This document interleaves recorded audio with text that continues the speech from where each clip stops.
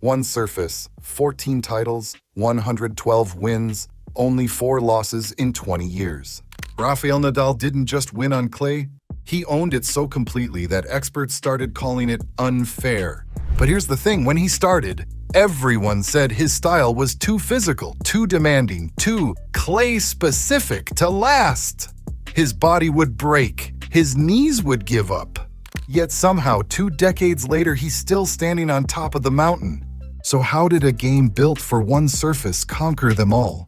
And more importantly, how did he prove everyone wrong? Here's the truth. To find out how Rafael Nadal became the most dominant athlete on a single surface in sports history, we need to go back to June 5th, 2005. An 18-year-old kid from Manacor, Mallorca steps onto the red clay of Roland Garros for his first French Open final. The tennis world is watching. This teenager with the peculiar style, the extreme topspin, the relentless intensity. He's about to face Mariano Puerta, a seasoned clay court veteran. Nobody expects the dominance that's about to unfold. Fast forward to today, 14 French Open titles. A 96.6% win rate at Roland Garros. 112 victories against just 4 defeats across 2 decades. But here's the paradox that nobody talks about. Rafael Nadal was supposed to fail spectacularly. His forehand generates 3,300 revolutions per minute of topspin, nearly 25% more than the tour average.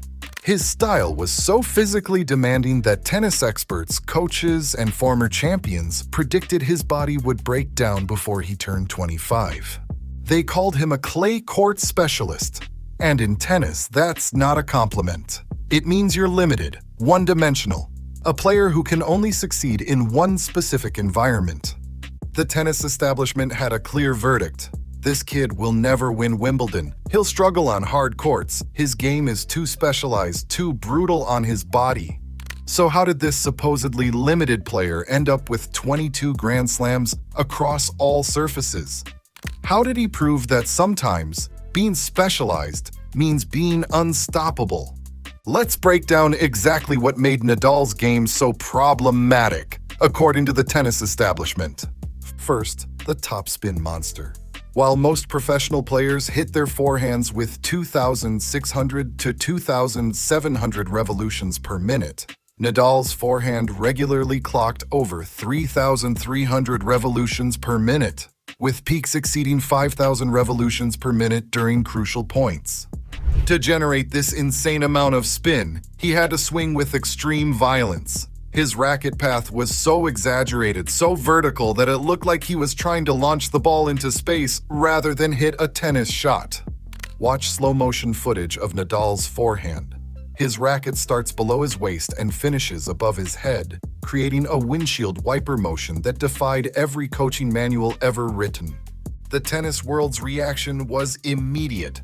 This is unsustainable. His shoulder will explode. His elbow will give out. You can't swing that violently thousands of times per match and expect your body to hold up. Second, the defensive positioning. Nadal stood so far behind the baseline that spectators joked he was playing from the parking lot. On clay courts, he'd position himself 15 to 20 feet back from the baseline, turning what should have been winners into routine returns. Traditional tennis wisdom said this was suicide. You can't win from the back fence, coaches would say. You need to take the ball early, step inside the court, be aggressive. Defense doesn't win championships. Every tennis textbook taught the same principle. Move forward, take time away from your opponent, dictate play from inside the court. Nadal did the exact opposite. He gave his opponents all the time in the world, let them think they were in control, allowed them to believe they were hitting winners. Third, the physical intensity. Every single point looked like a war. Nadal would slide, dive, and throw his entire body into shots that other players would simply let go as winners.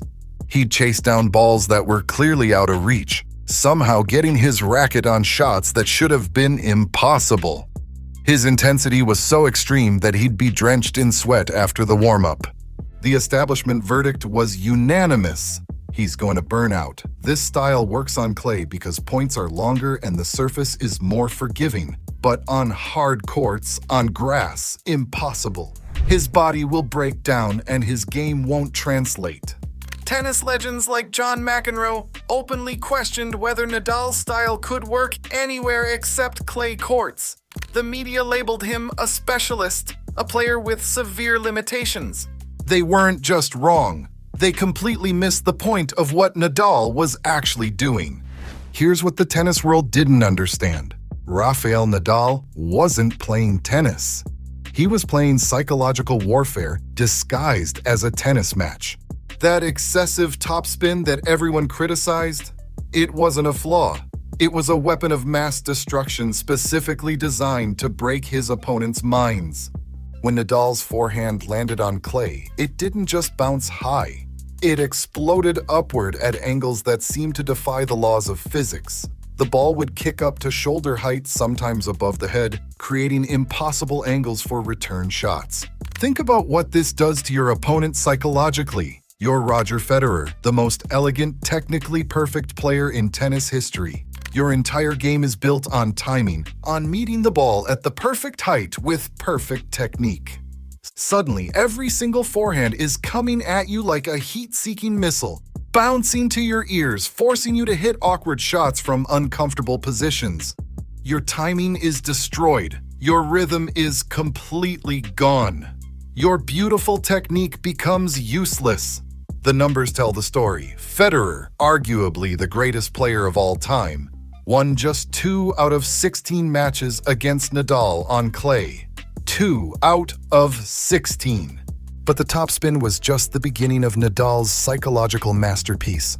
That defensive positioning 20 feet behind the baseline, pure tactical genius. While opponents thought they were hitting winners, Nadal was setting elaborate traps. He'd let you think you were in control, let you come forward, commit to aggressive shots, believe you were dominating the point. Then, boom, a passing shot that curved around you like it had GPS guidance, or a lob that landed perfectly in the corner while you were celebrating your winner. The 2008 French Open final against Federer tells the complete story. 6-1, 6-3, 6-0. The most lopsided final in Roland Garros history. Federer, the man who made tennis look like high art, was reduced to looking like a weekend club player. The match was so one-sided that Federer won just 10 games in 3 sets. But here's the real revelation that changed everything. This systematic destruction wasn't just about clay courts. The tennis establishment said Nadal was clay-specific, that his game wouldn't translate to other surfaces. They were spectacularly wrong, and here's why. That brutal physical style that was supposed to destroy his body, it destroyed his opponent's minds instead, regardless of the surface. By the time Nadal faced you on hard courts or grass, you were already mentally defeated. You'd seen what he could do on clay. You knew that if the match went long, if it became a war of attrition, if it came down to pure will and determination, you were finished. The psychological damage was already done before the first ball was struck. The 2022 Australian Open final proves this theory perfectly. At 35 years old, with a chronic foot injury that required numbing injections just to walk normally, Nadal came back from 2 sets down to beat Daniil Medvedev in one of the greatest comebacks in tennis history. 2 sets down, on hard courts, at 35 years old, against a player 10 years younger who was playing the tennis of his life. The commentators called it impossible. Medvedev was younger, fresher, more powerful, and leading 2-0 in sets. The match seemed over. But Nadal had spent 20 years teaching the tennis world a simple, brutal lesson. When you think he's finished, when you think his body is broken, when you think you've finally figured him out, that's exactly when he's most dangerous. The comeback wasn't just about tennis shots. It was about 20 years of psychological conditioning, of proving that his limitations were actually his greatest strengths. Rafael Nadal didn't just dominate clay courts. He redefined what dominance means in professional sports and rewrote the rules of what's possible when you perfect your so-called limitations. His 96.6% win rate at Roland Garros isn't just a tennis record, it's the most dominant performance by any athlete on any stage in modern sports history. No basketball player, no football player, no athlete in any sport has achieved this level of sustained excellence in their specialty. But the real lesson goes far deeper than tennis statistics. Everyone told Nadal his approach was fundamentally wrong. Too physical, too limited, too specialized, too unsustainable. He took those supposed limitations and transformed them into the most devastating competitive advantage in sports history. The topspin that was too extreme became literally unhittable on clay and psychologically devastating on every surface. The defense that was too passive became an impenetrable fortress that broke opponents' will to compete. The physicality that would destroy his body instead destroyed his opponent's confidence, their game plans, and their belief that they could win. This is what true mastery looks like in any field. Taking what others see as weaknesses, limitations, or flaws, and perfecting them to such an impossible level that they become your greatest weapons. Nadal proved that there's no such thing as being one-dimensional when that single dimension is developed to a level that transcends normal human capability. 14 French Opens, 22 Grand Slams, 209 weeks at number 1, 5 Davis Cup titles, 2 Olympic gold medals.